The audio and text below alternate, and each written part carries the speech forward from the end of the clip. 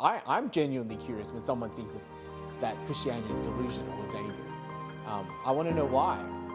Why do they think that?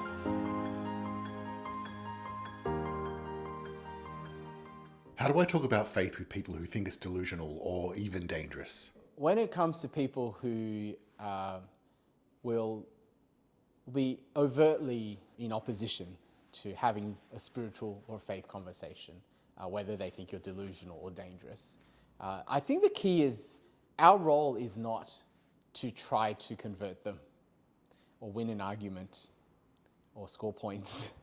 You know, you might see that a lot on the internet. You know, someone goes on campus and has a debate, and it can be quite satisfying watching someone else do it. But that's not how we're supposed to do it with the people that God has put in our lives. Because if you win an argument but lose a person, you haven't won anything, right? And so the best thing to do is, well, firstly, that last bit, firstly is ask ourselves the question, am I actually ashamed of my faith?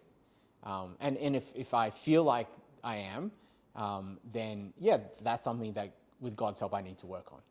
But not being ashamed of your faith doesn't mean that I go around and, you know, try and win arguments and try and shove it down everyone's throat. The best thing you can do in those situations is, if you detect a certain level of defensiveness, hostility even, is just to drop any agenda you might have, right? Because sometimes we go in with these agendas. It's like, well, I'm a Christian, you know, I need to share my faith, so I'm going to try and get somewhere with this person. I think the first thing is always, do I care about this person as a person? Am I interested in them? Because no matter how offensive or offended they are, and how offensive even their view of Christianity might be to me, I should take an interest in them. And so one of the best things you can do is just be curious. If they're willing to, just say, tell me why it is that you feel so strongly against Christianity. Are you willing to share that? No judgments, you know. Hear their story. And they might just shut it down then and there, and that's fine, just leave it. But it may be that they'll be surprised because they're expecting that you're going to try and have an argument, but instead you're just willing to listen to them. And you're not there to, you know, to shove anything down their throat. That surprise may actually lead to really great conversations. And if they know that you care about them and that you value their opinion, even if you have a different opinion, and that you respect them, that means so much.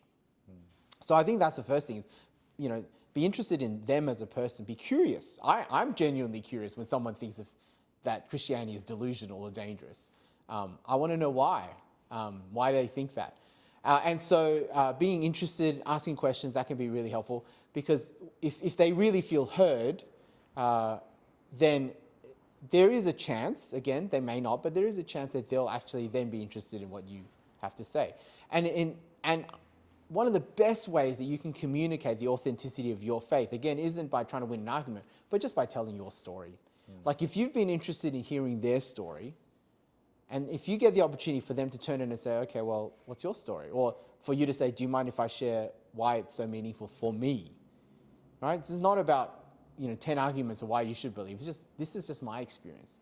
And if you get that opportunity just to share your experience, and they're willing to hear because you've heard them, then that's a win, right? Because you've shared your faith in the most authentic way you can, which is, this is my story. I don't have the answers to all your questions, but this is how it's affected me.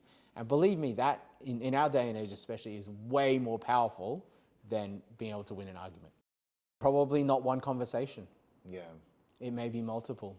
You know, you almost have to earn credibility when people know, if people know that you are a decent person, a genuine person, you care for them, and you're willing to listen to them, and you're not judgy and pushy, over time, there's a chance that they'll actually at least be willing to hear you out. The longer that you stay in relationship with them, in friendship, and the more that they see, okay, this isn't just a fad, and actually Alex hasn't, you know, gone off his rocker. He's actually still a really decent guy,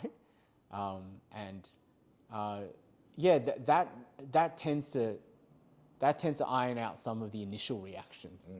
You know, because again, we all carry baggage. So someone might react very strongly because they hear Christian and they think intolerant, bigoted, X, Y, and Z.